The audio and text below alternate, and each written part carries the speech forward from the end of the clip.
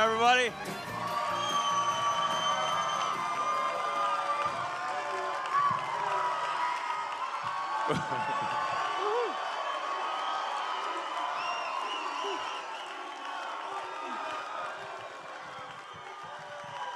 Thanks for coming. What do you think of my hat? All right, I'm gonna sign the hat and I'm gonna throw it out.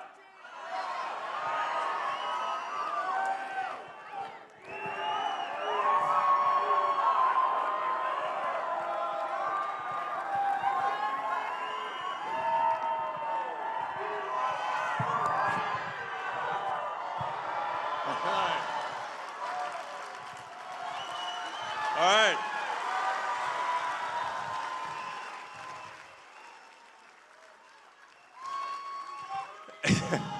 All right, I love you guys too.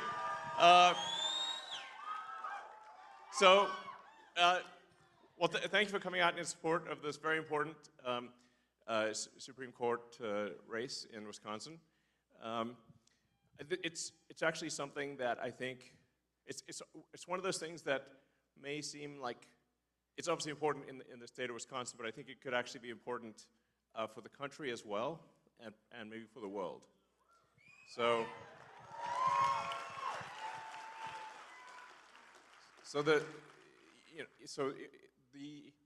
The House majority right now is razor thin. It's really just a few seats, and if the Supreme Court is able to redraw the districts, they will gerrymander the districts and deprive Wisconsin of 2 House seats on the Republican side. Yeah, exactly. The result of that could be that the House switches to a Democratic House. Yes, indeed. And then they will try to stop all of the government reforms that we're doing, and we're getting done for you, the American people.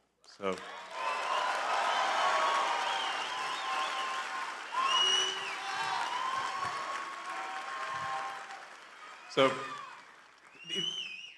the reforms that we're getting done in DC, thanks to President Trump and his great team, are really profound. Really, the goal is very simple. It's to restore merit and freedom. So that's what it comes down to. So America is the land of freedom and opportunity. So we want to restore individual freedoms, freedom of speech, just in general, get the government off your back.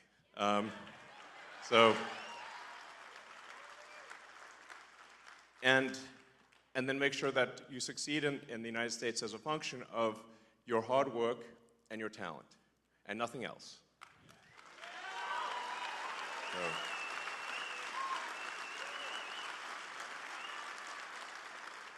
So these are really noble and important principles, and I'll talk more about this, all night really, as long as you guys want to hear about it.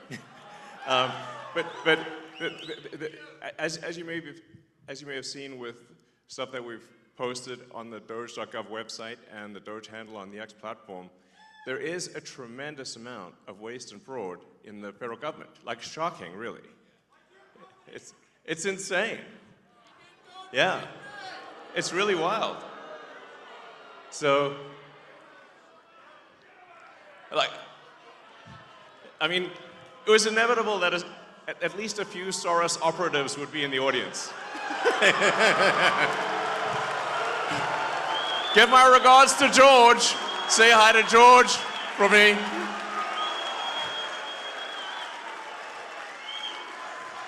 USA, USA, USA, USA. Yep.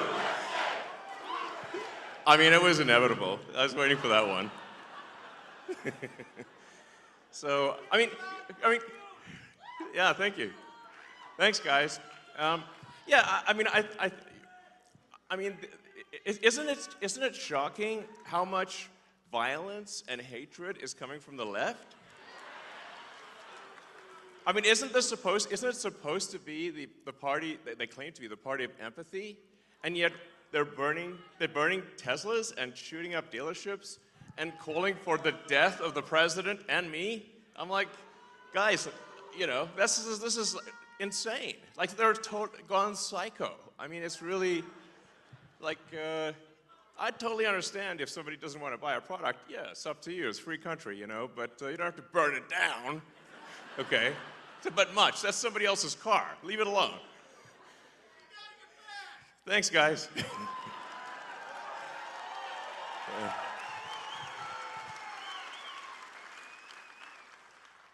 Yeah, so, man, the derangement level on the left is just like, it's blown my mind, frankly. I mean, I'm like, what is going on? They've just lost it next level. I'm like, it's like, whoa. And I sort of wonder what's, you know, the legacy media is in part to blame for this, and maybe primarily to blame for this, because, you know, it's really terrible. It's like, if they keep calling, you know, they've obviously called President Trump every name in the book. You know, I think there was one article that called the president worse than Hitler, Mussolini, and Stalin combined. And I'm like, actually, President Trump has not killed anyone. In fact, he's very good at stopping wars, not starting them.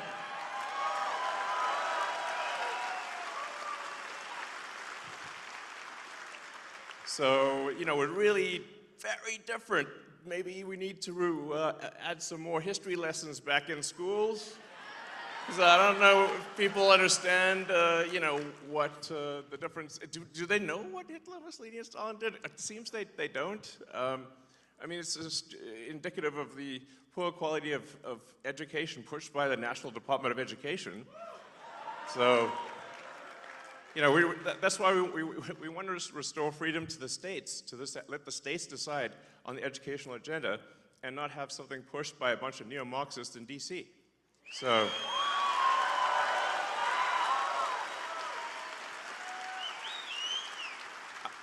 I mean, it is astounding how much anti-American propaganda is pushed on kids today in schools. It's mind-blowing.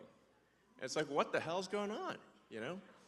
So, anyway, but on a more positive note, we have this petition, you know, sort of against activist judges, because judges should be simply interpreting the law, not making the law.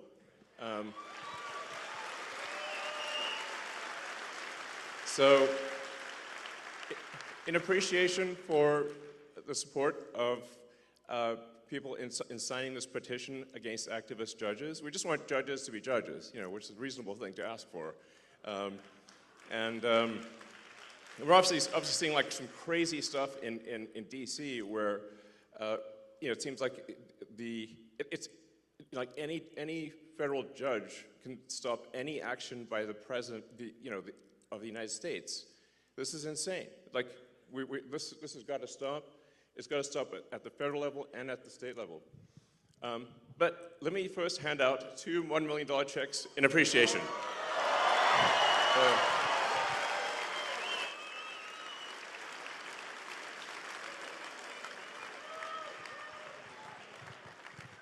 Okay, so the first check goes to Nicholas Jacobs.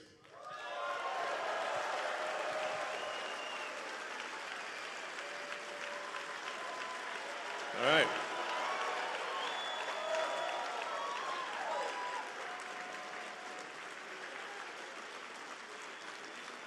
Now, I should say that the reason, you know, the reason for the checks is that it's really just to get attention. It's like we need to get attention, and it's somewhat inevitably when I do these things, the sort of it causes the legacy media to like kind of lose their minds. And then they'll run it on every news channel, and I'm like, I couldn't pay them it would cost like 10 times more, or you know, to get the kind of coverage that we get. So, all right,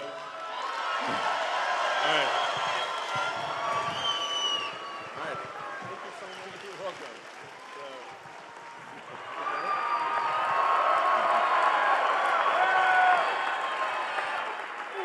Thank you.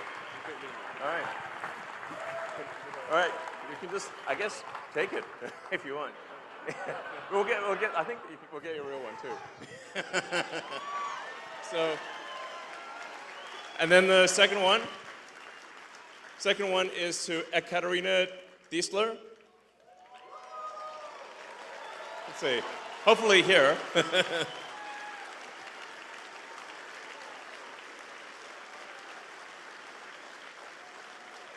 So,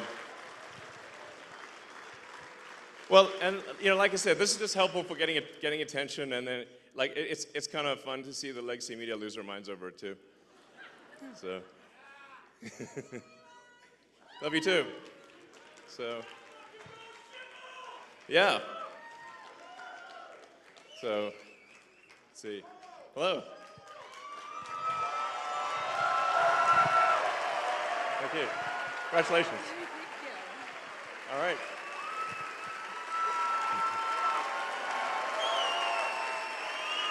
All right, congratulations.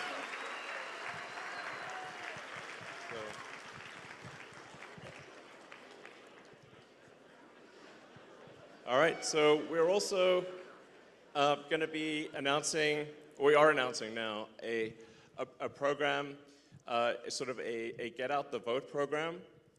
That's the webpage should be going live, I think around now, which is at the America PAC website, or just go to the America PAC X account. And the single biggest challenge, I think, is actually just making people aware that there is this very important election.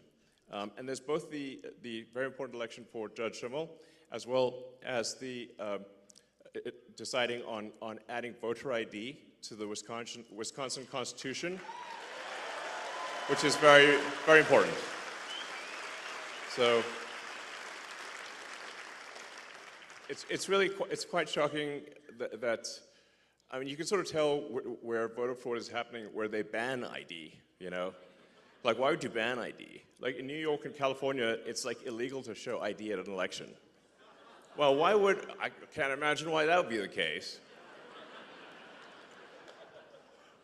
So two really important things is really just ensure judicial integrity on Tuesday, and then the voter ID thing. And, it's April Fool's Day. And it's like, I think most people aren't aware, like I said, most people aren't aware that there is this important election. Most people don't even know that there's an election at all. Or if they do, they aren't sure exactly when and where it is, and they aren't sure yet or they don't realize just how important it is. They think it's just, some kind of judicial thing that's not that important. But it actually, what they're doing, what's happening on Tuesday is a vote for which party controls the U.S. House of Representatives. That is why it is so significant. And whichever party controls the House, it to a significant degree controls the country, which then steers the course of Western civilization. So it's like, I feel like this is one of those things that may not seem that it's going to affect the entire destiny of humanity, but I think it will. No pressure. Yeah. So,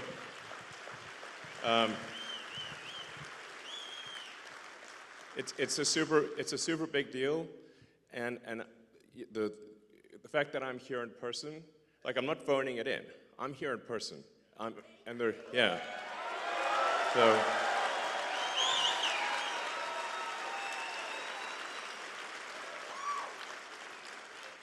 And there were quite a few death threats, I have to tell you. I was like, my security team said, well, it's actually gone down from yesterday to today. It went down from 18,000 to 17,000. So I'm like, oh, maybe it's getting better, But you can see like how crazy some of these people are. Look at the two sort of people that tried to assassinate President Trump. I mean, that was, and one, they both almost succeeded. So it's real, like it's not like some imaginary thing.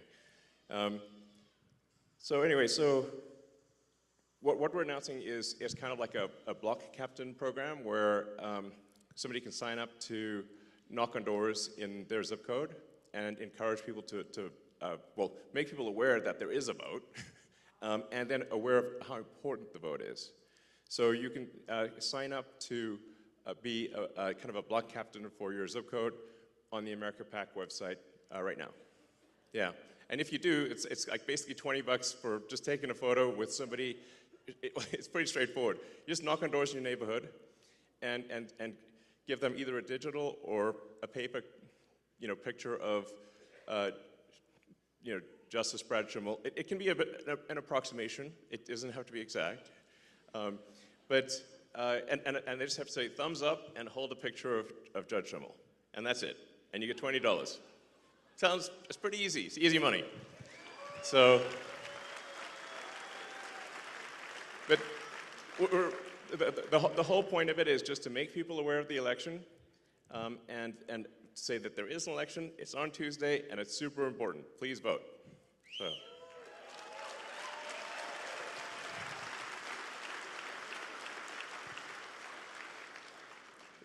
But I think without something like this, where we actually are in serious danger of losing the election. This is very important to put in mind. If you look at the betting market odds, so if you look at sort of the Poly market or Kalshi, like the betting markets, it varies between 85% and 90% probability of loss for Justice Schimel. That's the current situation. So we got to pull a rabbit out of the hat next level. We actually got to have a steady stream of rabbits out of the hat, like it's an arc of rabbits flying through the air and landing in a voting booth. Interesting picture. Grok could probably make that picture. That's basically what's needed. We need to generate an anomaly in the matrix, and because I think there's currently the Dems are 100,000 votes ahead. But if the people that voted for President Trump simply vote on Tuesday, we will win. That's actually all it takes. Just vote. Boom, done. Victory. So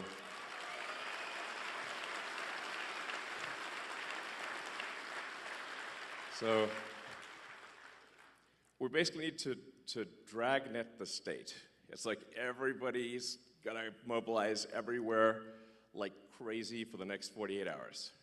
And I think this will be important for the future of civilization. It's that significant. So you don't hear me saying that very often. It's a big deal. So vote for Super Judge Schimel. I call him Super Judge Schimel. So,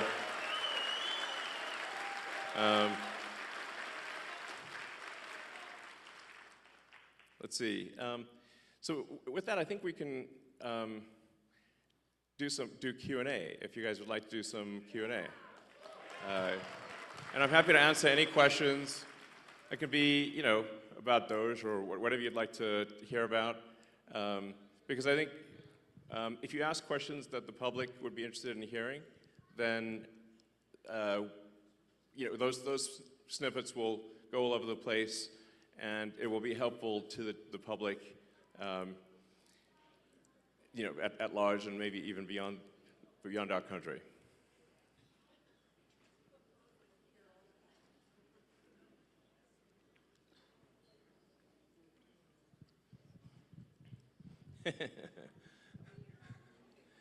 So let's see.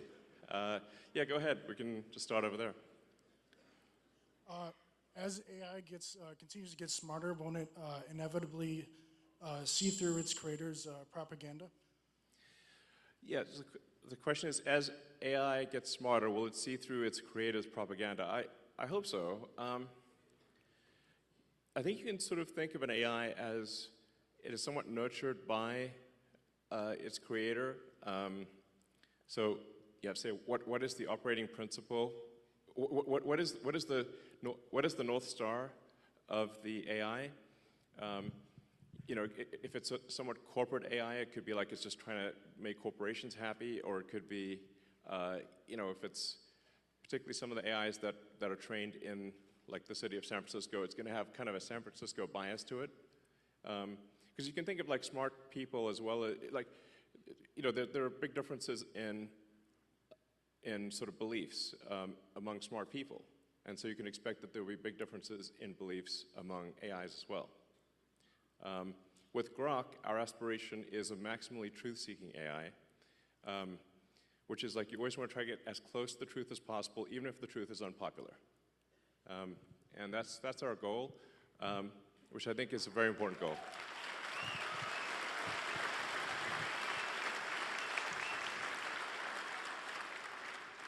Hey, nice shirt. Oh, thank you. First of all, path of exile for life.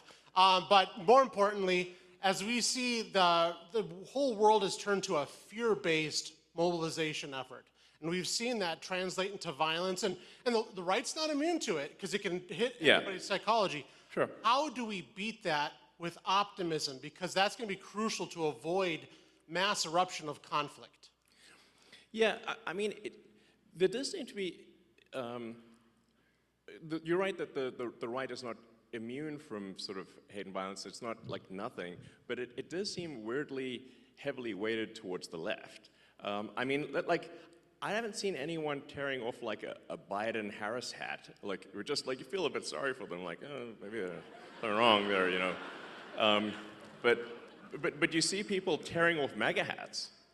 And someone just, you know, I saw a video just today where somebody was just on an escalator, a woman was on an escalator wearing a MAGA hat, and someone going the other direction tore the hat off her head. And I'm like, what, that's rude, you know? In fact, I sort of find myself in a strange position because I didn't think of myself as right. I thought of myself as centrist. But then the left went all the other way in the other direction, and now everyone's a Nazi, you know? Before you know it. And I'm like, wait a second, do you know what that means? Obviously not. So, but yeah, I mean, I think, you know, I believe in peaceful discourse and that, you know, we make arguments, verbal arguments, and the people decide which way they want to go. But you know, we don't engage in sort of shouting people down or violence or burning things or shooting things. That's how democracy is supposed to work. It's peaceful discourse. So. My question is about U.S. aid. Has the DOGE team found any evidence that any of the radical left Democrats like Maxine Waters, Adam Schiff, Chuck Schumer have received money directly from USAID? And if so, will we be hearing about that evidence anytime soon? Yeah. So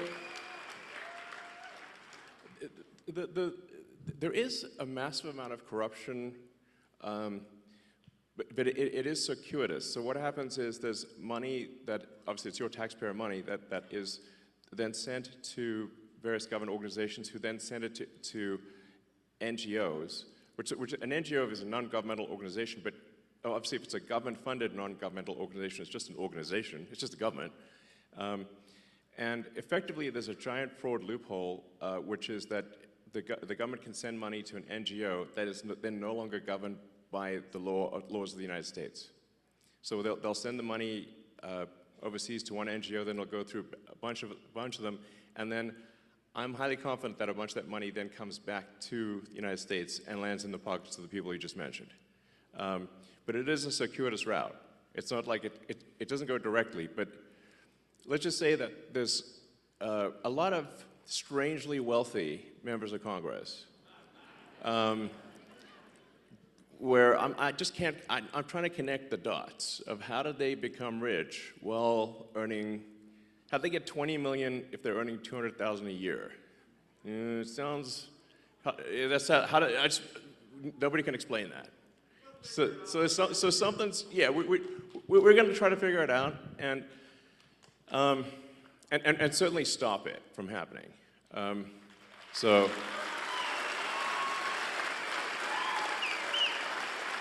Yeah.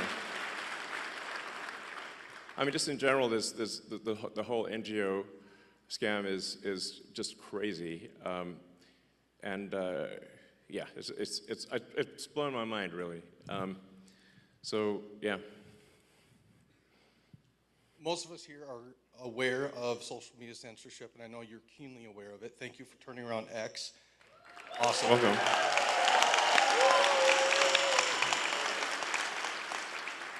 As censorship picks up in financial institutions, what can we do about that? So are you referring to offering financial services by X? No, Sorry. being kicked off of financial Oh, yeah. institutions for beliefs.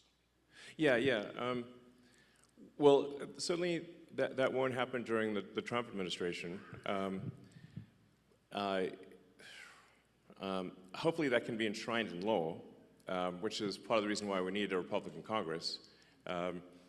So you didn't see any Republicans kicking Democrats out and debanking Democrats, but there were a lot of Republicans that were debanked, thousands, which is really outrageous. So that's why I say it does seem kind of one-sided, you know, this like trying to ruin people's lives and financially and violent protests overwhelmingly comes from the left these days. You know, it's like, and whereas the right is polite, you know, and fair as far as I can tell. So, yeah. Go ahead. Thank you for being here. Your comment kind of about the Matrix is kind of ironic because my husband and I watched the first Matrix and the sequel yesterday. My question is, when so much of social media nowadays, you know, whether it be X or YouTube or whatever, is kind of curated to like a person's particular beliefs, or even where we have protesters that show up to town halls or potentially are paid. How does America kind of come together? And it used to be where you could have a conversation and have discourse like you discussed, Right. and still be friends even if you disagreed with kind of some of their statements. When you talk about knocking on doors, like to different people's house, like one kind of fear that I have is like, even if you talk to somebody, everybody has their own sets of beliefs and their own truths. So I guess, how do you get through that? Yeah, well, I think what we saw there for quite a while was that all of the legacy media and all of the new social media were in lockstep together. And they were all parroting the same left-wing talking points. And they were suppressing any dissent and any so-called right-wing or frankly even centrist views. And with that's why I felt it was critical to acquire Twitter, now X, in order to enable that dialogue. So it's certainly a step in the right direction, and I think you've seen now, once X was willing to break ranks and not censor Republicans, then you saw others also start to move in that direction. You know, it looks like, for example, Facebook and Meta, you know, yeah, they have certainly, Mark Zuckerberg has stated that they will be doing sort of community notes based on the community notes of the X platform, and as opposed to having sort of far left censorship bureau, the sort of, you know, the woke Stasi essentially reviewing things. So that's a step in the right direction. You know, there's maybe some hope for the CNNs of the world. There's like, with Scott being on there, he's great. You know, he's like, I'm sort of hopeful that things that are moving in the direction where different points of view are espoused on, or you know, heard on legacy media and social media. So I guess maybe I'm actually a little bit optimistic about the future. You know, on the X platform, you know, we don't prioritize you know, one side or the other. We try to be as fair as possible, and I will reply to, you know, prominent Democrats even if they sort of say terrible things about me. So, you know, it's like, yeah, we should have this discourse, and So I kind of think, at least on the media front, things are going in a good direction. But on the, but I am kind of perturbed by the sort of how aggressive these protests are. You know, where it's like, you know, there are people at these protests calling for the death of the president and death of me and, I don't know, probably death of others. You know, that's the kind of thing that's not cool, you know. At the risk of saying something outrageous, calling for murder is not cool. You know. So.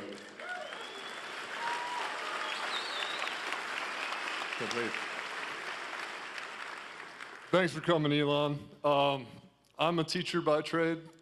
I have gone through the 4-year bachelor degree to teach the nation's youth going forward. On that, Yeah. Actually, I'm kind of curious, what was that like? Like, yeah.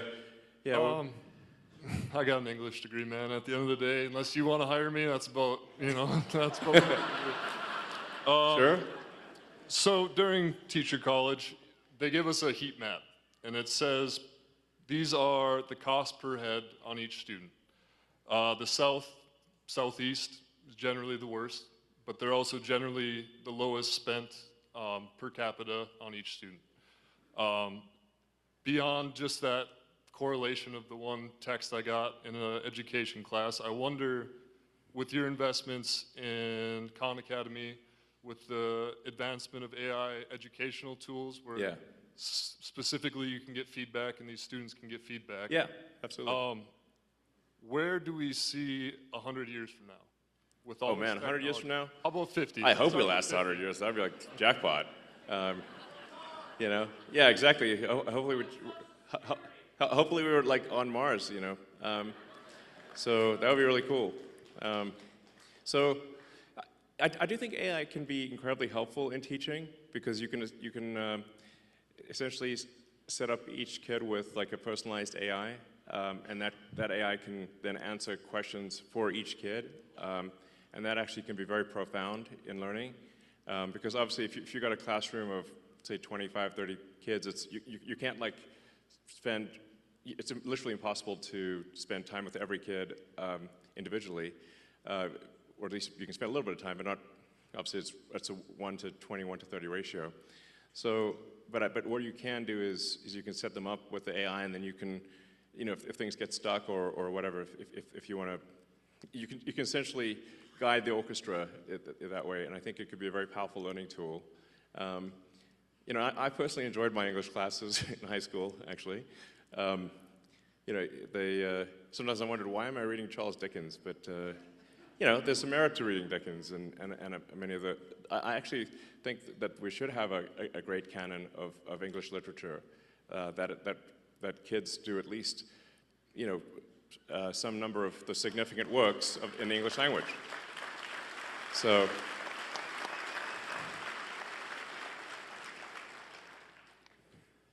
I mean, this, yeah, it seems like very obvious to me, but yeah. And another thing with regard to teaching is that I think teaching is a very important profession. If you look at the expenditures, there's a very big rise in the number of administrators, but not a very big rise in the number of teachers. And so that's really the big factor, which is we should have more actual teachers. You know, and I believe in paying teachers well and having a lot of teachers, but we should say, why do we have so many administrators or non-teachers? So administrative expense has gone ballistic, but teaching expense is more or less flat. Doesn't make sense. So. First, I would like to apologize to you on behalf of America for the idiots you have to deal with for what you're doing for us to improve our country. Second of all, my question is, what is your opinion on the Federal Reserve, and do you have any intentions of doing anything with them? And the Fed.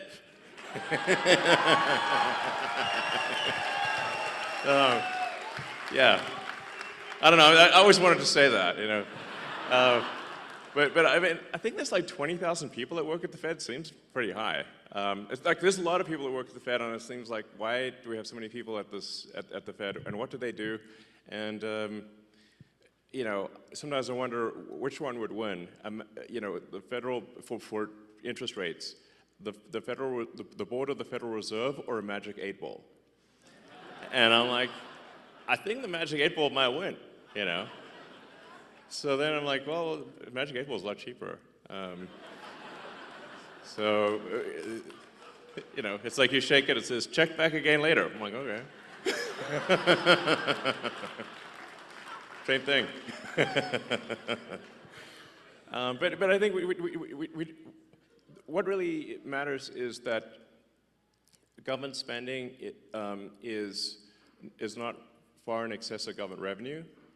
That's a fundamental issue that we have, where we have a deficit of $2 trillion, and we have interest payments that now exceed the entire budget of the military.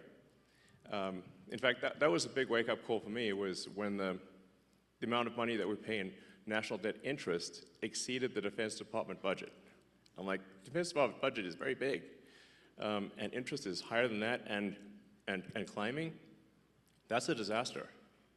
You know, so the very simple, straightforward goal of the DOGE team is to get rid of waste and fraud. It's mostly waste. Or depending on how, you know, I'd say it's probably 80% waste, 20% fraud, something like that. But it's $1 trillion, so that's still a lot. And it's you know, it's gotta be.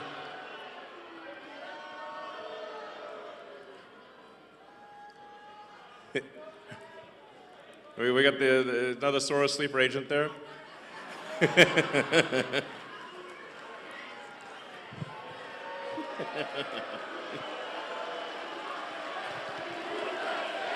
USA, USA, USA, USA. So, I mean, to be clear, the very simple thing we're doing, and we post everything publicly on the DOGE website, which is just to look at every expense and say, is this actually a good use of your taxpayer dollars? That's it. It's not super complicated. And the thing that's pretty wild, this is why I say, you know, I used to be a Democrat, and so and if you listen to the speeches of Clinton and Gore in the 90s, when they were going on about reducing waste and fraud, literally you wouldn't be able to tell the difference if, like, who said it, DOGE or Clinton Gore. You can't even tell the difference. Sounds exactly the same. It's wild. So we're really just trying to restore common sense to government and say, like, let's not waste your money, and let's make sure it's spent well, and that's it. And in trying to save $1 trillion of expenditures, what we're saying is, of the $7 trillion in government spending, let's see if we can make it 15% more efficient. And I'm confident that we can. That's actually not a huge bar, by the way. So,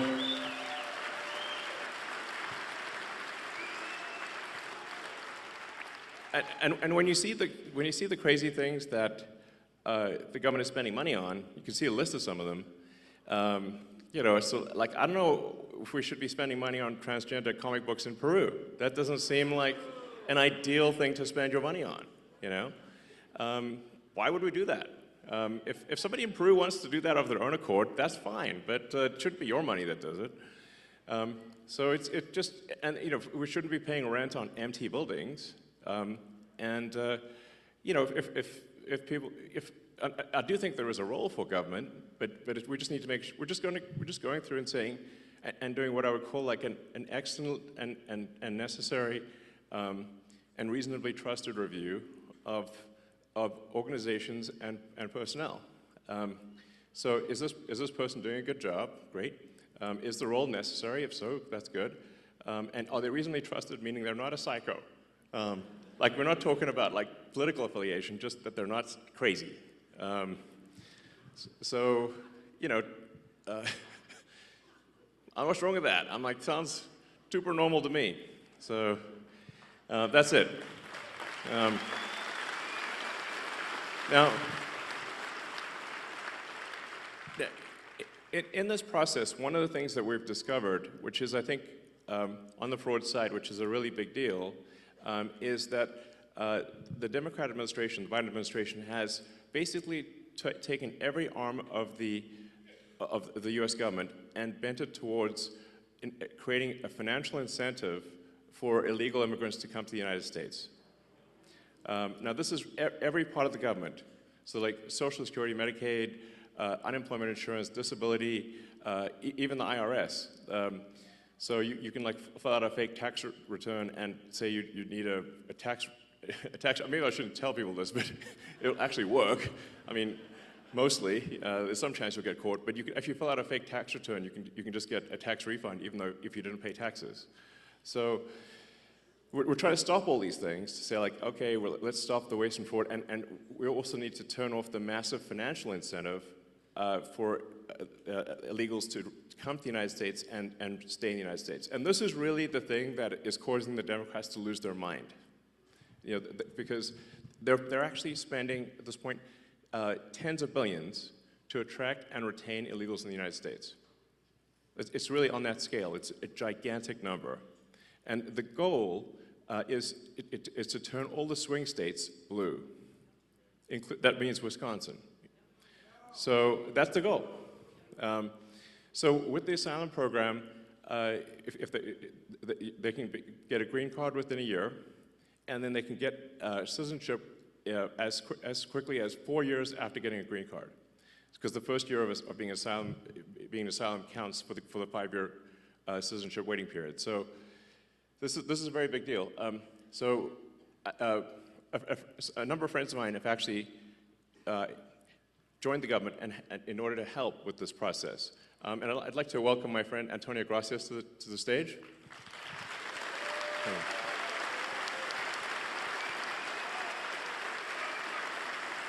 I think so. Let's see, does it work? I can give you mine. Does it work? It'll be okay. I mean, Buzz Aldrin's still alive, and he went past the belts. Work. Is this working? Yeah, it's on now, yeah. Okay, there you go. So, Antonio, can you tell us what you... Antonio is helping out with the Social Security. So just trying to review Social Security, where you may have heard that we found 20 million dead people marked as alive in the Social Security database. This is so crazy. And then you'll notice there's a strange trend here, where how many Social Security numbers were issued. Do you want to? Yeah. So let me tell you what happened here. We started at the top of the system. You want to talk about a lot of maybe? We started at the top of the system, mapping the whole system of Social Security to understand where all the fraud was. And there's a lot of great people there that showed us really a lot of waste. And so that came up with a big list of stuff that we're working on. You've heard some of that already. But this is what jumped out at us. When we saw these numbers, we were like, what is this? In 21, you see 270,000 people, goes all the way to 2.1 million in 24. These are non-citizens that are getting Social Security numbers. Yeah, this is a mind-blowing chart. Yeah, just this literally blew us away. Like, we went there to find fraud, and we found this by accident. And this isn't political, by the way. My parents are immigrants. Yeah, this country's been great to us. My brother and sister all born in Spain. I'm pro-legal immigration. This is not political. This is not political. This is about America and the future of America. And there are a lot of good people in the system that pointed us in this direction. I want to honor them right now, that work in the government today, who took risks to show us these numbers and tell us what's going on. Yeah. So I want to stop for a minute. I want to honor those people today. Very good people. Very good people. I have been from D.C. to Social Security offices to the border to track this down, and very good people have helped us along the way. I want to thank them. Yeah. This number, what this is when you come in the country, if you're an illegal, there's a couple ways to come in. You come in through a port of entry, and you can tell them you're afraid, and they'll give you an asylum case. You'll get an interview, then you get in. That's one way to do it. Another way to do it is to just go to the border. Literally, this happened. I talked to Border Patrol myself. Elon was there too. I went to Laredo, and I went to Bronzeville. Elon went to Eagle Pass. You walk up to a Border Patrol officer, and you tell them you want to come in. they have a couple of choices. They could charge you with a misdemeanor or a felony under 1325, or they can make it an administrative offense, like a parking ticket, basically. They were told to do that, make it an administrative offense under the last administration. And then you go walk across the border, they do what's called a release from your own recognizance, and they give you an NTA, a notice to appear, which to appear at a judge. The wait times on judges are like average 6 years. Look at Grok, you'll see it on immigration judges. There's only 700 of them. This is 5.5 million people, okay? So what happens then? Once you're in the country and you got asylum through one of these pathways, and we've mapped the whole thing out, you can apply for a work document. You file a 765, it's the work form. You get this form called the 766, that's the authorization, and then Social Security Administration automatically sends you in the mail your Social Security number. No interview, no ID. This is worth, like, just reiterating. It's not, people sometimes think that under the Biden administration that he was simply asleep at the switch. He wasn't asleep, they weren't asleep at the switch. It was a massive, large-scale program to import as many illegals as possible, ultimately to change the entire voting map of the United States and disenfranchise the American people and make it a permanent, deep blue, one-party state from which there would be no escape. Look, if I hadn't seen this myself, I'm not sure I'd have believed it. I went through it myself and mapped it, and Elon is right. This is true. The defaults in the system from Social Security to all of the benefit programs have been set to max inclusion, max pay for these people, and minimum collection. That's what's happening. We found 1.3 million of them already on Medicaid, as an example. We've gone through, on every benefit program we went through, we found groups from this particular group of people, this 5.5 million people, in those benefit programs. And then what was really, really disturbing us was why. We're asking ourselves why. And so we actually just took a sample and looked at voter registration records.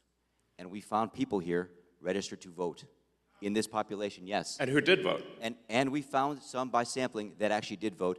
And we have referred them to prosecution at the Homeland Security Investigation Service. Yeah. Already. Already. That is already happening. Right now. Yeah. And the truly disturbing thing, though, I just want you to know this, a truly disturbing thing to me, and the darkest thing about this to me, the voter fraud is terrible, but the human tragedy this created is extraordinary, because what you don't understand, and people don't know, and Americans need to know, that's why I'm here, is that human traffickers made $13 to $15 billion off of this, okay? That's the money that's going around the world, moving people around the world to our borders because of these incentives. How does it work? What happens? Hey, if you're in Africa and you're in Central America, you got to walk up through Mexico and through Central America. Who do you pay? You pay the narcos, you pay the traffickers, right? And we were told by ICE, it's between $20,000 and $500, depends where they pick you up, to walk across all those countries and get all the way up to the border. Where's that money goes? It goes to the cartels. It goes to human traffickers, right? There are 30,000 children that have not appeared on the notice to appear already. ICE knows this. 30,000 children, 270,000 children didn't even get notices to appear. ICE told us that kids are being trafficked back and forth across the border to complete families to make this easier. This is a human tragedy. It's not just the money, it's the people and the kids. And how many of these people died on the way up here that didn't make it in? What happened to them? We created this system here that created a incentive for people to come and be taken advantage of by these traffickers. And how do you think they get paid? Well, you're in Africa, Central America, you got $20,000 or $10,000 or $5,000 to pay these traffickers? No, you don't. What happens? You come in, then you owe them the money. You're an indentured servant. If you don't pay them, what happens? What do? They kill your mother, they kill your brother, they kill your family. What happens next? That's what we discovered. And I have to tell you, it's tragic to me. The tragedy, the human tragedy this created is extraordinary. That's the real problem. This is America. We don't do this here in America. Yeah. We don't do this here in America. People come here legally, and that's great. Elon came here legally. My parents came here legally. That's the way to do it. This is outrageous. Yeah, it's pretty wild. I mean, you can see, because there's still actually a lot of people out there, especially in the sort of center third of the country, that somehow think this is made up by the right, or it's like some fiction. It's not, that it's somehow not true, but it is It is absolutely true. And you can see that if you like, look at things like the state of New York, which tried to make it legal for illegal immigrants to vote in the state of New York. That was only shot down by the New York Supreme Court a few weeks ago. And California has made it health care available to all illegals in the state. And they initially claimed that it would only cost $3 billion. It's now $9 billion and climbing. So it's really, if you create a massive financial incentive for people to come to the United States illegally, then that's what they will do. It's a very sort of, it'd be strange, it'd be odd if that didn't happen. So the thing that actually has the Democrats losing their mind, by far, the real reason for these attacks and sort of the burning of the cars and everything is that we're going to turn off the payments to illegals.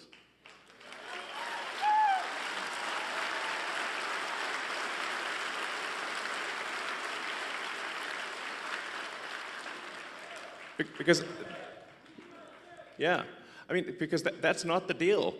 It's simply not right.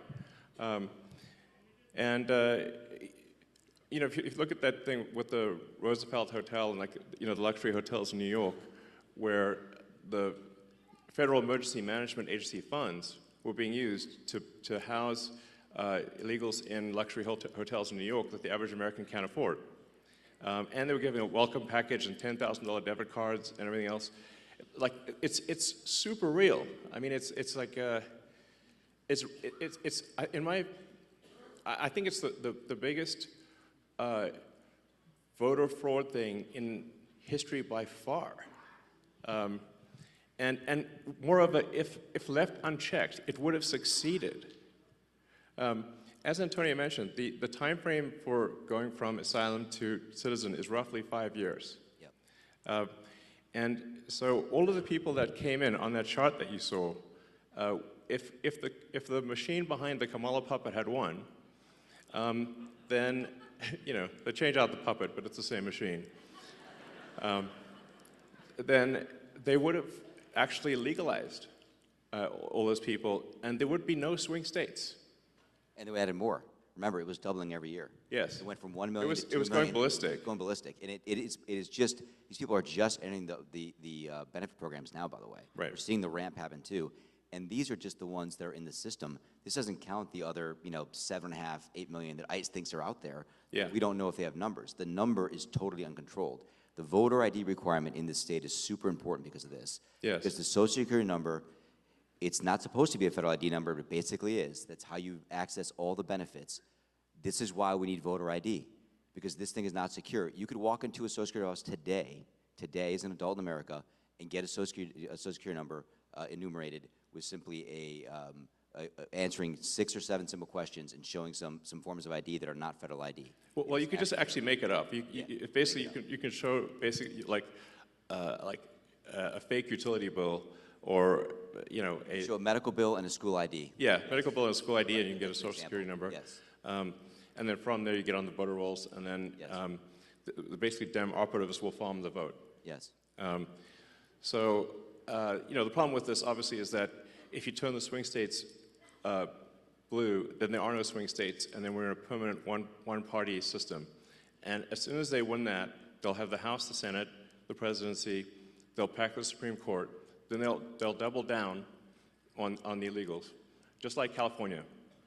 So we've already seen this happen in California. California is supermajority Dem. So, but at least California is held back by the fact that people can move out of state. Once you can no longer leave America, they'll be far worse than California. So the gravity of the situation is severe. Help us clean up Wisconsin border wall. Yes. Yes. Absolutely. So, I mean, it's really simple stuff. Just having photo ID to vote is like, you can't buy something at the liquor store, but voting is more important than buying a beer. So You're gonna need a real ID to get on an airplane. yeah, yeah, like you can't can't board fly domestic flights. anywhere.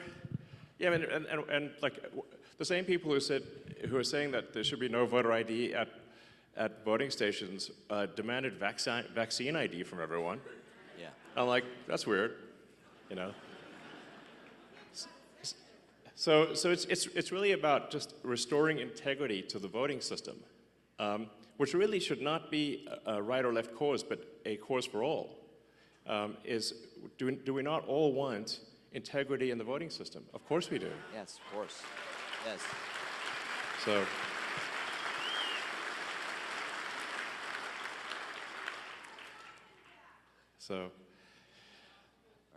Well, you're welcome to hang out and see. Maybe there's some questions people. Let's see. We'll go. Hi, Elon. I also am a teacher. I was a teacher in Colorado for 8 years, high school Spanish. But I moved here last year and got to vote in Wisconsin, where my vote actually mattered, and I'm so glad. That was amazing that we got Trump elected. Yeah.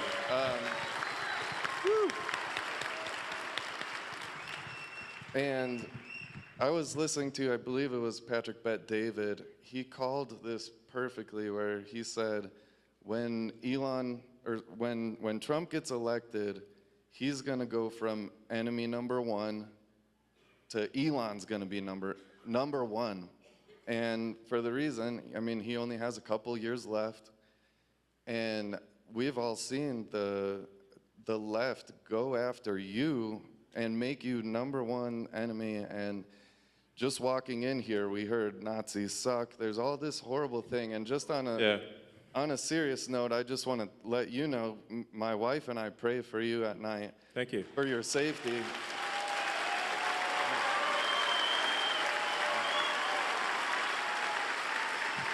And Thanks, guys. yeah. Thank you. I gotta watch my hand gestures these days, you know. Yeah. But I think this one's safe, you know. You know, it's like can't wave to the crowd. You never know what'll happen. And I've been a fan of yours for like a decade, and I've been a walking Tesla ad to anybody who talks to me. Even though I never had a Tesla until I came to Wisconsin too, and it's 10 years old, but it's the best Model S I've ever had. Thank you. It's incredible. Thank you. But I just wanted to ask you if it would be okay. I brought my dad with me. He's a pastor, and I just thought if it's okay with you, I would love for him to say a prayer for you as well, for your protection. Sure. Thank you.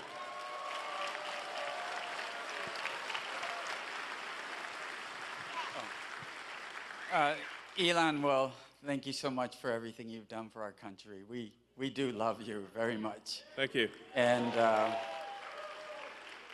as a pastor, but just as a person, right? And even if I wasn't a Christian, and I know not everyone here is a Christian, but I think there's quite a few of you here and who are. Either way, we love all people. That's not the issue. The issue is fairness, what you're talking about. The issue being just, and the justice being a weapon instead of lawfare, instead of actually just, and all this corruption you're talking about. And that's a bad spirit, if you want to say it that way, putting it nicely. It's something evil that has come against our country, our morals, our families, etc. And then you and the president and others getting attacked with this outrage and this hate. So if you would, allow me to pray. Thank you. You'd all who want to, please join me, bow our heads and pray. Gracious Heavenly Father, we are thankful for our country. We are thankful that God does bless America, and that God is the source of all goodness, love, and provision, and that you, Lord God, have provided a great nation with a great history.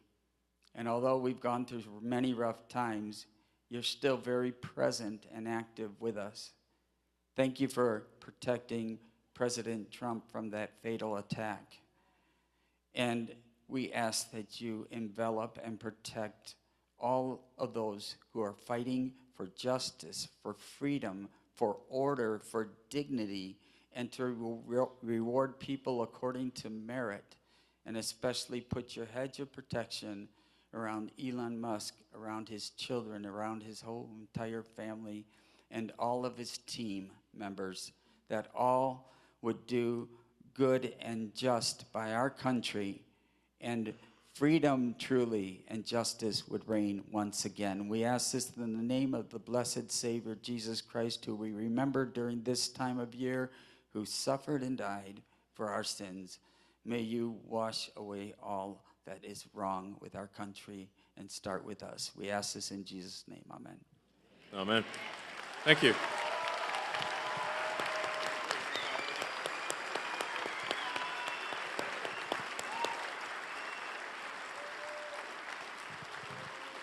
Thank you very much.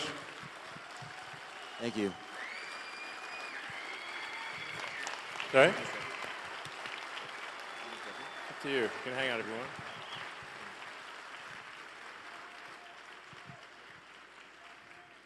Well, that was beautiful.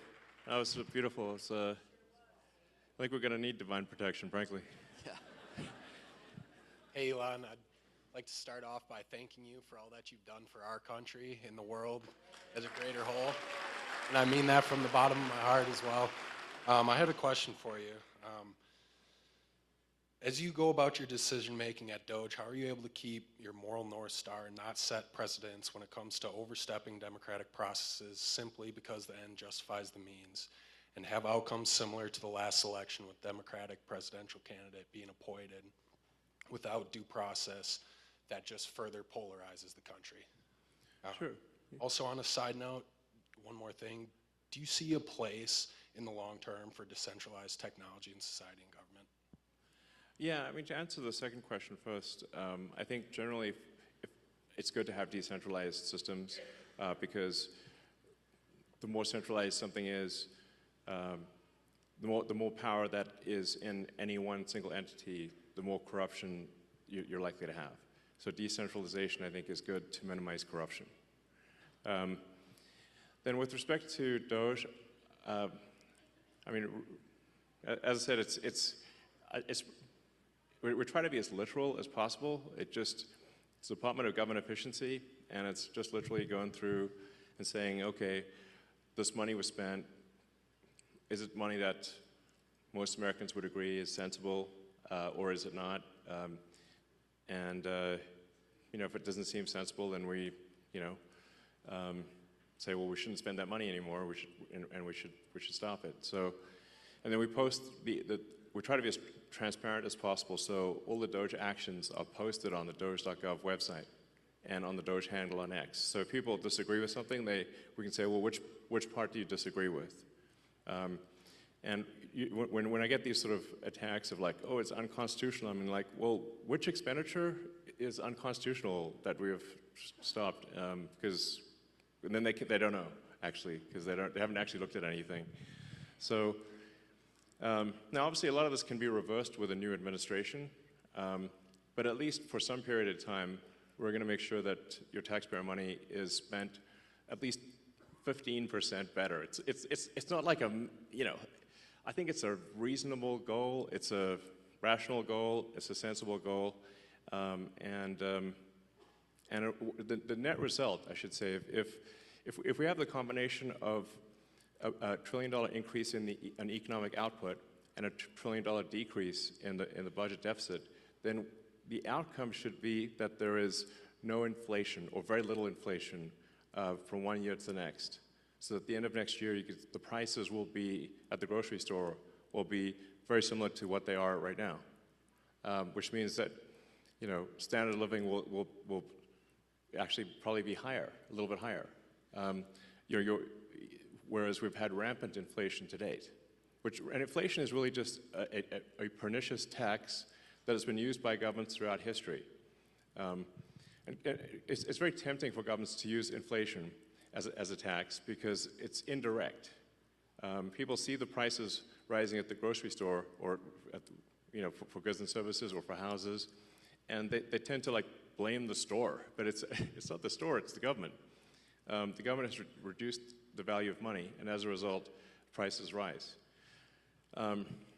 So by changing by reducing waste and fraud,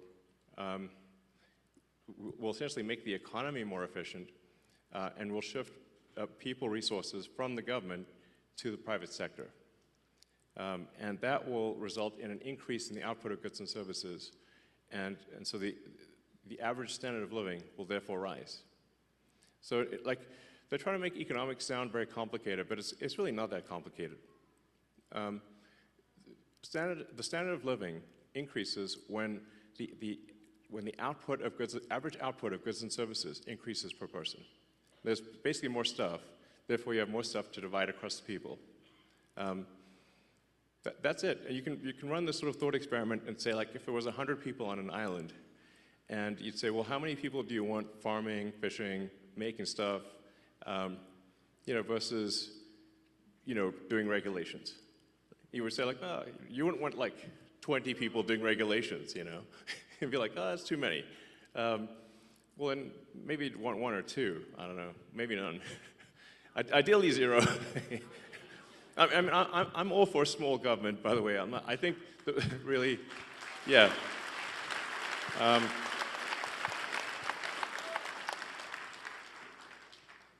When the United States was formed, there were only, you had the Secretary of State, the Secretary of War, which I think is a more accurate name than defense, but it was Secretary of War for a long time. And you had Secretary of the Treasury, and you had the Attorney General. That was it. And if it were entirely up to me, I'd be like, let's make it like that again. Yeah. Howdy, gentlemen.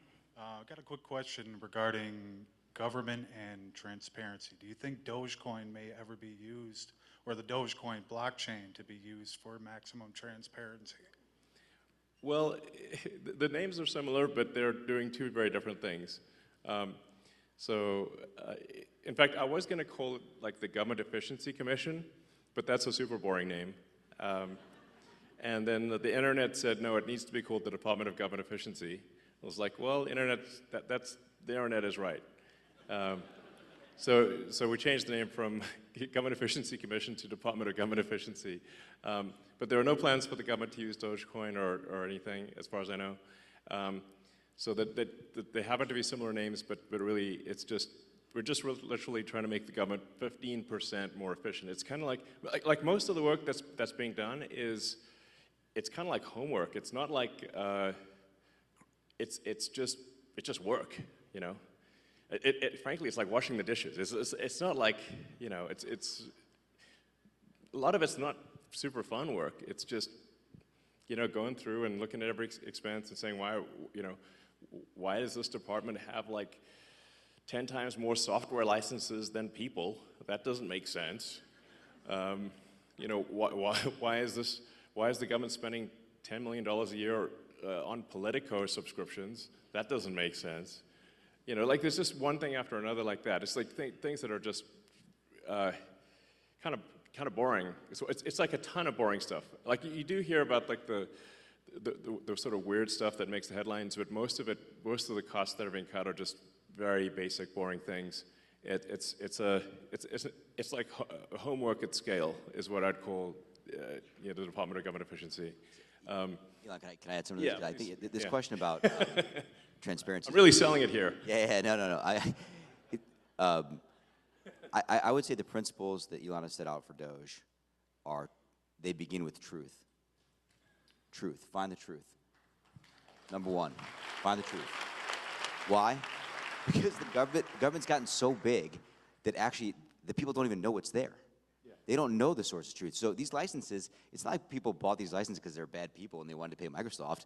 They just kept buying licenses because Microsoft kept selling them to them. I mean, it's that strange. And we don't want to pick on Microsoft. It's like every software company, by the way. Any software company. Pick software company X. They bought these licenses because they just thought they should buy more licenses. More people coming in and there's no one there. People aren't coming back to the office, right? It's just finding truth. The number one principle is truth, and then transparency is number two, I think, on the list, right? So find the truth, make it public, make it transparent. And number three is, man, do it fast, make it efficient, and be urgent. Yeah. Those are the principles that Elon's put into Doge. Yeah, it's worth pointing out, it's actually difficult to, you have to recalibrate how dumb things can be because it's the government. You know, frankly, it's like dumber than you think it could possibly be. So, you know, like for example, we found there were a whole bunch of what I call ghost payments going out, where the government contracting officer had retired or changed jobs or was dead or I don't know, they were not around anymore, and they forgot to turn off the payment stream to some company, and it's like leaving the money faucet on and you know leave the house, you know, and it's just the money faucet keeps going. And it's a pretty rare organization that will complain about receiving money. So organizations, so then you're like, is that waste or fraud? I mean, the government did send them the money, but they didn't deserve it. So then, well, okay, we should turn off the money spigot if the contract is over, you know, type of thing. So one of the things that we made a recommendation to the Treasury that the payment classification codes and the explanation for the payment be mandatory fields. And have a name attached. So we could just ask the person who approved the payment, is this payment a good payment? Does this make sense? This is the kind of thing that is normal in, you know, for individuals and for companies, but that was not the case. So the reason why the government could not pass an audit was because the information did not exist that would be required to pass an audit. Like it was literally impossible because you just had all these blank checks going out with no explanation and no payment code. So how are you supposed to do an audit? It's literally impossible. So that's what I mean by like it's very basic stuff. Like we just want the congressional appropriation payment code to be mandatory and a very short explanation. We're not even going to judge what the explanation is, but that there be any explanation at all and a name attached was revolutionary. My guess is this will probably save $100 billion a year, like a lot, you know. So.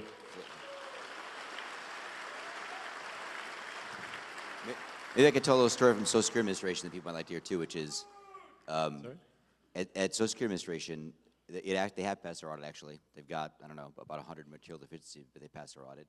When we looked at the balance sheet, we found that $800 million had fallen off the balance sheet last year.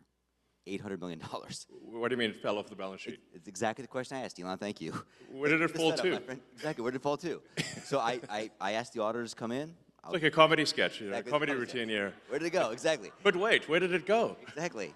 So here's what happened. I asked the auditors to come in. I won't give the name of the auditors. Come on in. And I asked the audit partner myself. Where did it go? What does fell off the balance sheet mean? Is that a gap term or non-gap term? I've never heard that. What does it mean? Well, the payment plans, because under the last administration, you could pay if you got overpaid on Social Security, like if you were getting SSI or a disability and they paid you too much money, you got a job, it didn't tell them, they paid you too much money, they dropped that payment plan to $10 a month max. So the payment plans went out past the system date. So if I remember correctly, it was 2047. Payment plans out past system date. When it went past the system date, literally, it fell off the system. Okay. It disappeared. And the officers were supposed to, the technicians were supposed to put notes in the system that this was going to be collected. The notes were so bad, the auditors concluded this could not be collected, and we literally lost $800 million. Gone. Okay. And I said to the auditor, how could that possibly be? And she said, well, you know, it's not really material. It's a $1.5 trillion program. I said, well, it's material if it's your money. Is it in the computer? It's not in the computer. It fell off the computer. Is it in the It computer, literally like Zoolander, disappeared you from the know? computer. That's in the computer. Disappeared. $800 million just disappeared. I mean, it's crazy. So there's like, it's one like nutty thing after another like that. Yeah, it's, yeah, I mean. It's crazy. Anyway, we're just trying to basically fix the computers so that we know what the heck's going on. Yeah, it's just like. Please. And you know, like I said, being fully transparent with the American people, so you know exactly what's going on, and just making sure that you know, yeah. Anyway, money is not wasteful or fraudulent. You know, one interesting statistic was that 40% of the calls into Social Security were fraudulent. like meaning that it was someone trying to get a Social Security payment that was going to a senior to go to instead to go to a fraud ring. So that was almost half of the phone calls were fraudulent. Probably the other half were people asking, what happened to my Social Security? This is true, actually. You know, like, hey, where did what happened? This is bananas. Yeah, I mean, we found this, actually, the people there at Social Security knew this was going on, and they had been complaining about it for a long time, and no one fixed it. And these were mostly criminal rings outside the country, in other places in the world that are jamming up the phone systems, calling in, using just these six simple security questions, because you can actually, this was how crazy it was, you could change your direct deposit information at Social Security by simply answering 6 questions on the phone, like your mother's maiden name, your date of birth, etc. Like stuff you can find on the internet. Easily found on the dark web. That's why it was so easy. It was a huge, huge exploitation, super open door. I mean, the bank vault was open, and the criminals ran right in and took the money, and they took it away from our seniors. Mm-hmm. Right? So what happened is, if like my dad's 84, he'd go get it, thought his check was supposed to be in the bank account, it wasn't there, then he's got to go through a whole process to get the money back from the government, which takes a long time. It's the government, right? So we put in a very simple 2FA system. All this nonsense you see in the media about, we turned off the phone lines, but it's not true. All they did actually, we recommended to Social Security that they put in a very simple 2FA system, and they will... Two-factor authentication. Two-factor authentication, the same kind of thing you do at the banks. Like, pretty simple. If you have a bank account, you do this. And you know what? They did it. They said, yeah, you're right, we should do that. They went and did it. Good for them. They did it. No one had the will to do it. They did it. And they're going to keep increasing security. We've given them a lot more recommendations, and they're on the road to increase security, stop all this nonsense, so our seniors and our people that are disabled don't get stolen from. Yeah, this is really worth emphasizing, because like the radical left are saying that like somehow we're stealing Social Security. Like, first of all, I don't need the money. Okay. In fact, it's costing me a lot to be in this job. You had like Tim Walz dancing on stage showing a chart of Tesla stock, which is a really awful thing for him to do. Because what they're trying to do is put massive pressure on me and Tesla, I guess, to I don't know, stop doing this. It's my Tesla stock and the stock of everyone who holds Tesla went roughly in half. I mean, it's a big deal. So not only am I not getting I'm not getting paid, definitely not stealing money, and would never get away with it. But the value of my Tesla stock is in half. So this is a very expensive job, is what I'm saying. But I think it's you're welcome.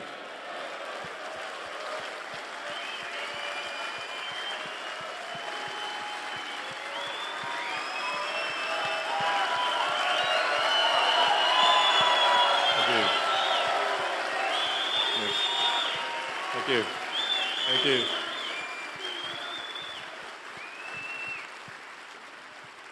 Thank you very much, guys. But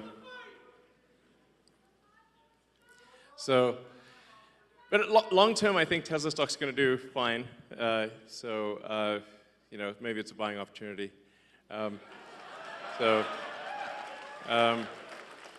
But the actual thing we're doing is making sure that people do get their Social Security and that it doesn't get stolen. 100%.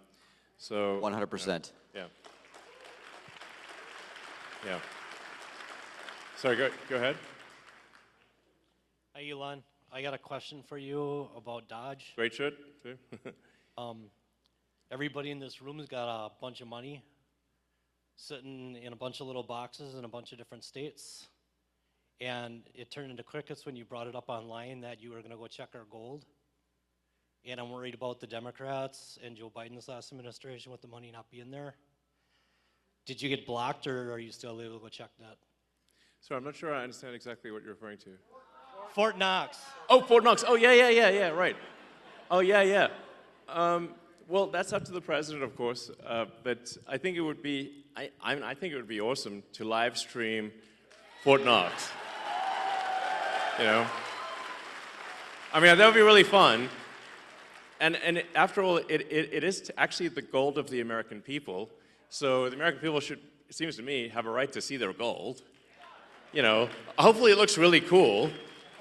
You know, you open the doors, like, is it there? Like, is that really gold? Let's check. You know, so maybe it'll be really interesting. I'm all for it. The president says he's interested in doing it, so hopefully that happens. So, all right. Good evening, Mr. Musk. How are you? Good. How's it going? Good, good. My name is Vito Gabriel. I'm 18 years old. This is my first election that I'll be voting in. So, great. Very exciting. Oh, actually, that reminds me. So it is actually possible to both register to vote on Tuesday. If someone has not registered to vote, they can register to vote in Wisconsin, and they can vote the same day. So even if somebody's not a registered voter, you can do everything on Tuesday. So a bit of backstory. When I was younger, 8 years old to be exact, my father put me to work in my family's restaurant. And it led me to want to start my own business and to be successful just like you. And in my opinion, you're one of the most successful businessmen to ever live. And so what advice would you give to young entrepreneurs who want to start their own businesses and give back to this great country? Well, sure. Well, it is very hard to start a business and have it succeed. You know, it is true that most businesses that start do not succeed. So, I mean, I guess I'd really just say, you know, if there's a product or service that you think is really needed, then you go out and you make that product, or you produce that service, offer that service, and try to be as useful as possible, really. You know, it's like whether, you know, it's a great restaurant or store or a technology company or whatever the case may be. It's really just like, are you doing things that are useful to your fellow human beings? And you know, if you are, then I think the company will be successful. So that's really what it comes down to, is just being useful. Like, people ask me, like, what's the top advice? I'm like, try to be useful. It's actually very difficult to be useful. You know, but you know, I have a lot of admiration for anyone who just does an honest day's work. You know, making products or producing services for their fellow human beings. That's what a company is. You know, that's it. So. But it is hard. I mean, to be totally frank, like I generally say, if somebody needs encouragement to start a company, I would recommend not starting a company. It's very difficult. Like, you know, if you look at, say, the automotive industry, the only two American car companies that have not gone bankrupt are Tesla and Ford. So. It's a big cemetery, is what I'm saying. So that's a tough one, you know, very tough industry. And there were really no like commercial rocket companies that were successful before SpaceX. It's generally very difficult to make the value of the output exceed the cost of the input, and that's really what defines a successful business. And profit is really the difference between the value of the output and the cost of the input. That's what profit is. But it's like shockingly hard to make the output more valuable than the input. That's what I found. Yeah, so, all right. Hi, Elon. Thank you so much for being here. Would you agree with me that the economic illiteracy in this country is staggering? That people don't understand how close we are I would for say the that is ship true. of America to going over the fiscal cliff. Yeah. Right. Yes. Most people, actually, I think most people, well, I think a lot of people don't know what a national debt is. Like, how did this national debt come about? And how come there's all this money that somehow we owed, but we didn't sign up to owing this money? But there's, you know, it's over $30 trillion of national debt, and that doesn't count future obligations. That's just, then it doesn't count state and local debt. So it's a lot of, basically, it's a lot of money that the government has signed everyone in America up for. Yeah, so there's, if we don't do something about it, then eventually there won't be any money for anything. We'll just be paying interest. You know, a company, sorry, I should say, a country is much like a person. It's just bigger. A country is a collection of people. But just like a person can go bankrupt, a country collectively can also go de facto bankrupt, essentially by diluting the currency to where it's worthless. And that's where we're headed unless we are, you know, take immediate and dramatic action with respect to government spending. We're in deep trouble, basically. You've seen this in places like Venezuela, Elon. Yeah, exactly. So you've seen it in a lot of countries where it's, I think things have gone to hell in a handbasket, and it's like we just need to not do that, you know. So if the ship of America sinks, we all sink with it. You know, this is something that I try to tell people in the sort of commercial sector, that like you're not gonna, your company's not gonna make it if the ship of America sinks. So we all gotta, like, you know, work together here to make sure it does not. Yeah.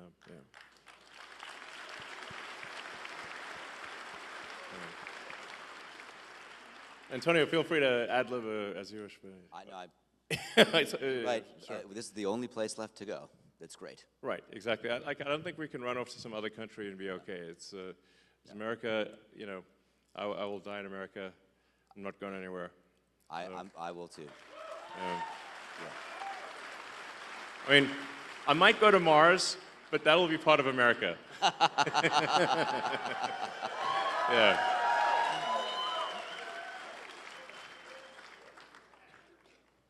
Hi, Elon. Thank you so much for taking the time out of your busy schedule to be here today with us in Green Bay, Wisconsin. Yeah. Woo. I just want to say that DOGE's findings demonstrate to the American people that the government clearly does not care about our hard-earned tax dollars. I'm only 26, but I can imagine it's frustrating for people who have worked their entire lives to see their tax dollars going to fraud, waste, and abuse. And you alone have contributed so much money to our government yes. via taxes, so thank you. You're welcome. But I'm sorry that your money's not being spent very well. You've clearly shown your leadership and team is capable of transforming our government into something better than what we see today. I just want to say, I'm sure I'm not the only one who's wondering, but we know that DOGE has found quite a bit of money, and we would like to see some of that returned to the American people. Do you have any information on when DOGE checks would be written or sent out? Sure. Well, I guess we need to be successful at scale. We've made a lot of progress, but there's still a tremendous amount of work to do. Effectively, as government spending is made more efficient and spending is reduced, the tax by inflation is reduced. One way or another, you will effectively be better off if resources in the United States are not wasted. And it's you know, it's somewhat up to the Congress and maybe the President to you know, as to whether specific checks are cut. But whether a check is cut or not, if you reduce wasteful spending, the economy is going to be better off. People will do more useful jobs than before. The total output of goods and services will increase, and then the average standard of living will increase. So that's yeah.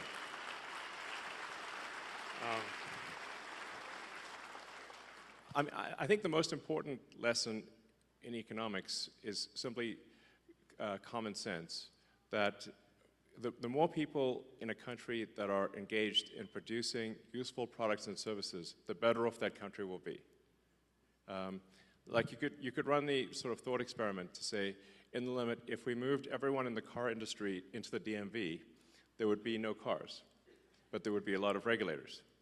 So then you say, well, okay, well, then how many people should be in the government versus not government?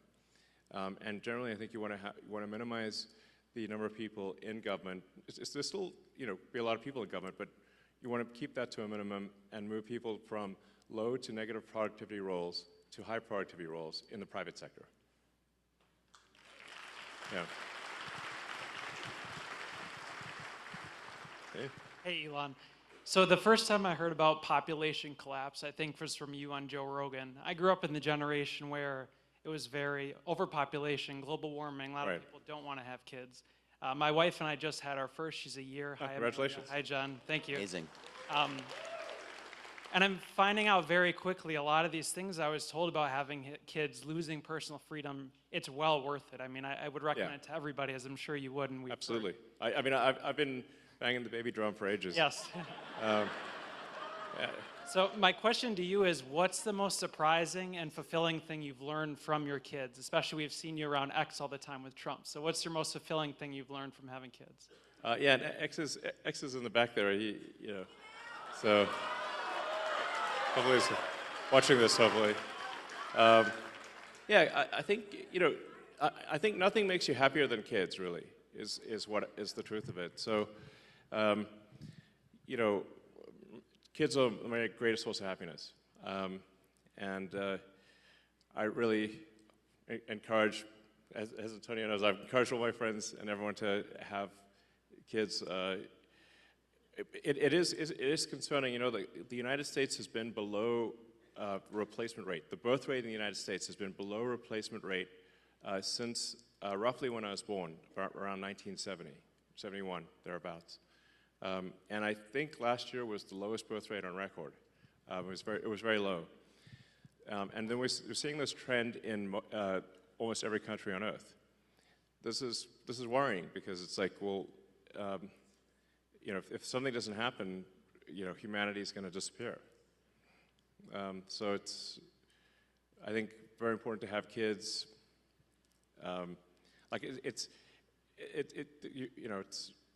Kids will make you very happy, but there's also we got to keep humanity going here. No humans, no humanity. It's like, Elon practices what he preaches too, by the way. He's having lots of kids. Sorry? You practice what you preach, and yeah, for sure. And he tells all his friends to do it too. I can tell you that for sure. For sure. Yeah. So, all right. Hi, thanks for coming. My name's Adam. I'm a postal worker. I'm wondering if you could give some insight into some of the reforms or changes that DOGE might be looking at for the Postal Service. Well, actually, perhaps I can ask you what should DOGE be doing with respect to the Postal Service? I'll write you a letter. Okay.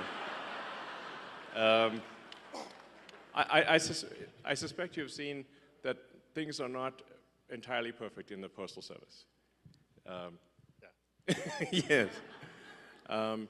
So, I mean, obviously, it's delivering mail and packages is very important. There's a reason for why the Postal Service was created. But I haven't really had a chance to look at the Postal Service yet, but okay. I have a little detail on the analysis if you want. Do you do? A little bit. Okay, sure. Yeah, I mean, I wouldn't say that, I want to be very general here, but there is this thing about, you could tell us, there's this thing about large volume users of Postal Service versus small volume users, right? So some company, please. I've heard of that, yeah. Yeah, I mean, you probably see it, right? You see, there are some companies in the world that use the Postal Service a lot and pay the same rate as everybody in this room that uses it a little bit. Does that seem fair to you? You see it on the front line. I can't really say. Well, he can't say because he works there. You work there. Okay. Doesn't seem fair to me. I don't work there. Yeah. So I mean, there's a bunch of questions about this people are asking that I think are interesting in the analysis. And when you look at the source of truth and the data, and you make that transparent, I think it's gonna be obvious what the right answers are. Yeah, it seems like some companies are not being charged the right amount for package delivery. and there's probably more administrative overhead than there should be. Would be some safe guesses, I suspect. Those are good guesses. Yeah. Good guesses. All right. Elon, how are you? Yo, good. Hey. How's it going? It's Yeah. Adam, your #1 reply guy on X. Hey. Here with Scott Presser. It's good to finally meet in person. Cool. So I'm glad you like a lot of my stuff. Yeah. Constantly replying to my stuff, liking my stuff, and I love to create material because I'm a former Democrat myself, just like you. Yeah. And I want to help bring over moderate voters from the Democrat Party who are disenfranchised. Yeah. And I'd love to be able to create more content to help you out, to help us win more elections, to win the midterms for 2028 and on Sounds and good. on. Would I be able to get a follow from your main because you follow me from your old cyber gamer? Oh, I did. Okay. Yeah. At this point, yeah, sure. I'll do that. Sure. I mean, it's right now. I used to only follow maybe a few hundred accounts, and it was possible to read most of what they posted. But now I think I follow like 1,100 accounts, which makes it impossible. So like it's just like I can only see a few things that people post at random, essentially. Yeah, but I'm trying to digest as much information as my human brain can manage. But yeah, thank you for your engagement, and just in general, like trying to report on what's really happening is great. Thank you. Thank you. Mr. Musk, thank you so much for being here and bringing attention to what's going on with our Supreme Court here. It's very important, and I think it would have gotten no attention, not even half of what it's getting now, if you hadn't stepped in, for good or bad, Yeah. negative press and good press. We thank No, you for that. exactly. Totally. I mean, obviously, for any kind of special election, is going to get a small fraction of the attention of say a presidential election, and then normally an election for a judge would not be that big of a deal. It just so happens that in this case it could decide the control of the U.S. House of Representatives, which is a huge deal. Yeah. My personal experience with Judge Crawford, I am a family that she moved a pedophile right next to our home. What? Really? Yeah, it is a true story in the ads that you're hearing from Mr. Schimel. I am one of the homeowners that had to live next to him for many years, unaware. So the letter that I wrote to her, I'm sure, played into what we're experiencing now in family court. We're veterans 20 years. It just was not good for him. It was not good for me. And we're trying to work through our family court situation. But what we're realizing is the two strategies that they use are indoctrination or intimidation. And if you step up and say, we're a practicing Catholic family, the result is her band of merry rogue judges and the court affiliates and the commissioners will flood the family court, have flooded the family court system. Yeah. So I guess my question would be, regardless of what happens with this very important vote, let's not forget what's happening in the family court system in Dane County, Wisconsin, that's being flooded with these rogue judges and affiliates and commissioners who then, if you don't subscribe to what they're saying, they will just wipe out your ability to raise your family or proceed with your family in a way that you feel your culture dictates, your religion dictates, Sure. your financial background dictates. It has gone completely bananas. And I'm wondering what you can do to keep the light shine on our court system in Dane County. It does have a lasting effect on families, and it will breed out our ability to raise our families in the spirit in which we feel is most healthy for our young, our children, and the sanctity of our family. Absolutely.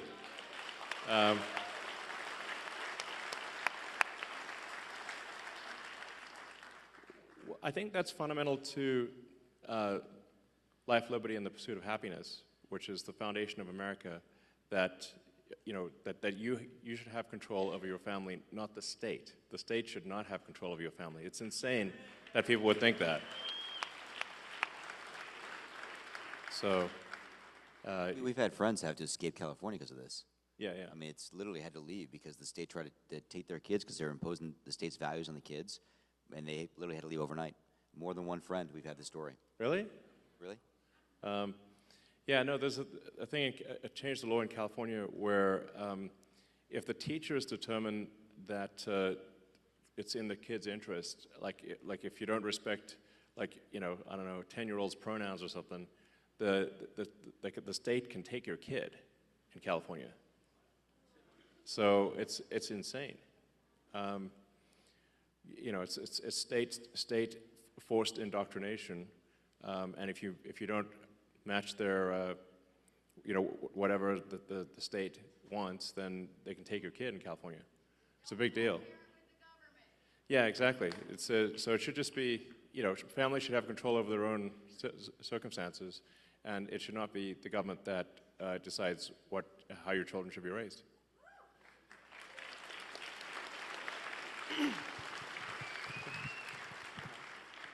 Hey, Elon. My name is Josh. There's a lot of questions, I see. There is. We were going to answer everything at this point. So, I'm sorry. Please go ahead. Sorry, go ahead. Thank you for taking the questions. Yeah, yeah. A lot of people, I agree. So I was wondering, I noticed that there was a second Mechzilla being built at the Starbase. Are we going to go for a launch for the Artemis mission coming up? I mean, that's a very sort of space question. So there are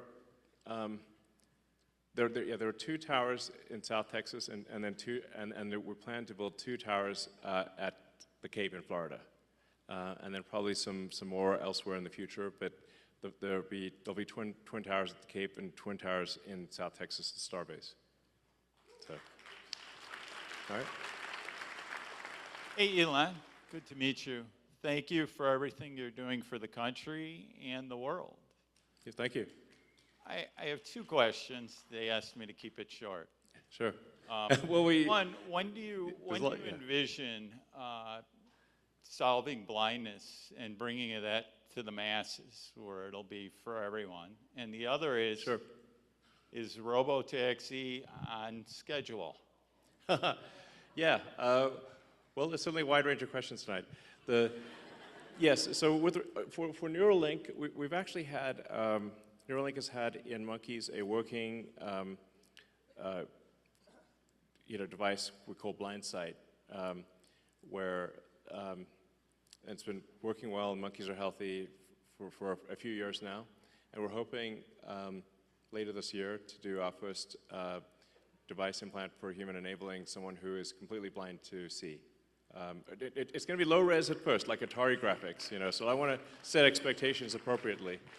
So it'll start off with like very low res, but then over time, I think eventually the implant would enable vision that is like superhuman. So that'd be pretty cool. And then yeah, things are currently on track to do unsupervised full self-driving in Austin in June.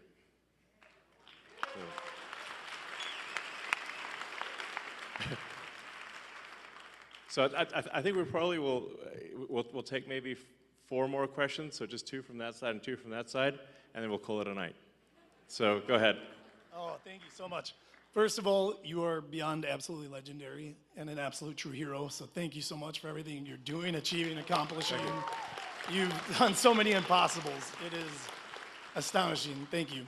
But my name is Brian Wright, and I've been filming from last year all the way into this year a docu-series on finding peace.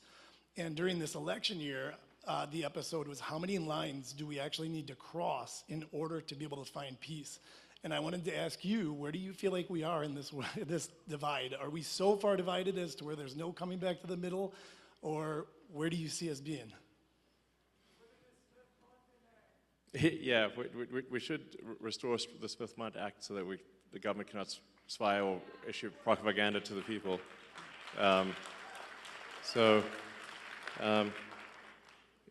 Yeah. I don't know. I mean, I kind of thought that we're headed in a good direction for a while there, and then the last month or so, there've been these like crazy, violent things happening against Tesla and protesting me and whatnot, and I'm like, this is just nuts, you know, and you know, a lot of people sort of parading signs around saying that, you know, that President Trump and Elon Musk should die type of thing, and I'm like, this is really nuts, you know. But I think the real issue is who's organizing and funding that? Like the same people that organized and funded the infiltrators, you know, who are the hecklers earlier tonight. So it's whoever they are, you know. And I guess we know some of their names, but it's really, yeah, Soros and a bunch of others. I'm not sure really what. Sometimes I wonder, what is their goal? Like, what's their aim? You know, I guess, is it communism? I guess is a part of it, or just, I don't know. Sometimes I wonder, like, have they thought through what their, if let's say they got their goal, then what? You know. So I don't know. I'm hopeful that things calm down. That there's, you know, that people engage in like dialogue, but not violence, and that, you know, if for those who do push violence and destruction of property and intimidation, obviously that they need to face legal consequences for that.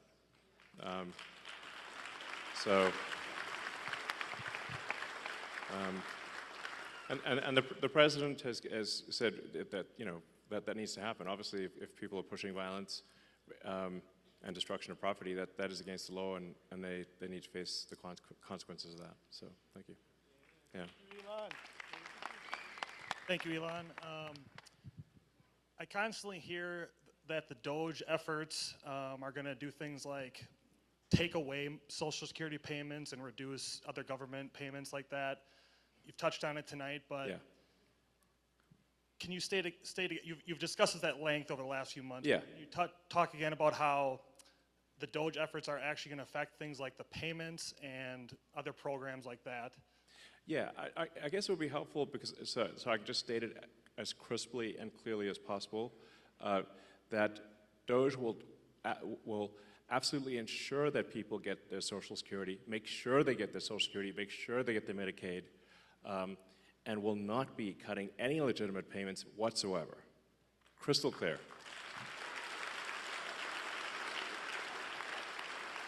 I will just add to this. I've been there, working there, and I spent about the first 3 or 4 weeks of my time in the Woodlands actually working in Social Security Administration. 100% what Elon's saying is true. Nothing has happened on the ground that would impact the level of payments going to people that legitimately are owed those payments, period. A lot is going to happen to people that are stealing from the system. Yeah. Yeah. They're not getting the payments. And you know who's screaming? They are. Because they're committing fraud. And we should take that away from them. Because they're stealing from all of us in this room and our parents. And they're going to scream loud. And it's going to get louder.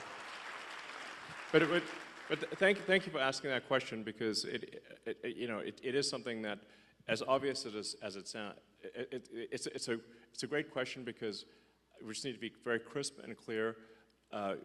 DOGE will make sure you get your Social Security. DOGE will make sure you get your Medicaid. There will be no cuts to legitimate payments whatsoever.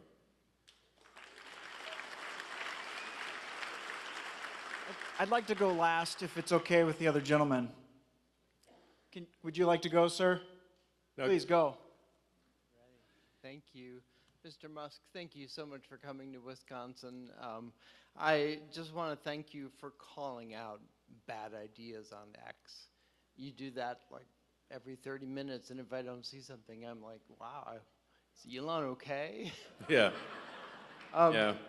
And we all know that ideas have consequences, and bad ideas have victims. And thank you for speaking up for victims. And a few nights ago, when you spoke with Brett Baer, when you were being interviewed, and he asked you, what keeps you up at night? And like that other question, you answered. And you paused, and it was depopulation. And I was waiting for you to say, like, oh, the death threats against my life, or the national debt, but depopulation. Yeah. Depopulation is a really big deal. It's not on people's radar. Why is that? Well, I think we haven't yet evolved to deal with depopulation. You know, it's I guess it's something we better evolve to deal with, or we're going to disappear. And once the depopulation ball starts rolling, you know, it seems to gather up speed. I mean, you can look at sort of cases like Korea and Japan, which are, you know, much further ahead or behind, depending on how you look at it. But like the population decline there is much worse. Japan is an absolute population decline, so they're losing about, I think, roughly 1 million people a year of population, and that's going to accelerate. Korea has only a third replacement rate, which means that in 3 generations, the country will be 3 or 4% of its current size. Like basically, all that'll be left is a small portion of the capital city.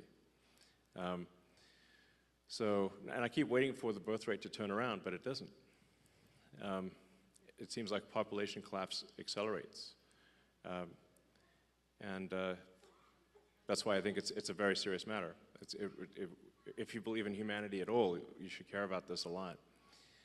And then, you know, that's sort of, but that, you know, that's a sort of long-term thing. And the short-term thing is that America needs to be financially solvent. You know, that's what DOGE is about, trying to just make sure America is financially solvent. And then there's also the risks of AI. So we want to make sure that that AI is maximally truth-seeking, and, you know, ideally has sort of values that most Americans would agree with. And that it's a pro-human AI, that it wants to foster the future of humanity. You know, those are the things that I think about. So, thanks. Elon, my name is Matt Haas, like Bonanza, Big Haas. I own and operate a small business here in the Fox Valley. And tomorrow I actually get the honor and the privilege to host Brad Schimel at our shop, Springhetti Landscaping. Great. If anyone's in the valley, Sounds good. come down 4:30 tomorrow. We're having a shindig to have Brad stop by. He's going to come and give a little speech, get some. That's what this was about, was Brad's election. Yes. And so I just wanted to say, in your opinion, what is Brad going to do for small business owners like myself? Well, I think he's going to help get the government off your back. So that's a big deal. You know, for anyone that starts a business, you know, it's like you used to just be able to open a store and not get like a zillion permits and licenses and everything. You know, that's how America, you wanted to make a product, you just made the product. And you didn't have to satisfy a massive body of regulations and get permission from all sorts of agencies. So hopefully, Justice Schimel is, you know, supports that and helps get the government off your back. All right. So let me finish by saying, obviously, yeah, DOGE at the state level will be cool. But just remember, like, the importance of the election on Tuesday is gigantic. It could decide the future of the House of Representatives. It could decide then the future of America and the future of the world. So it's absolutely critical that you need to just drag friends and family to vote on Tuesday for Justice Schimel and for voter ID. So, thank you. Thank you, guys. Thank you.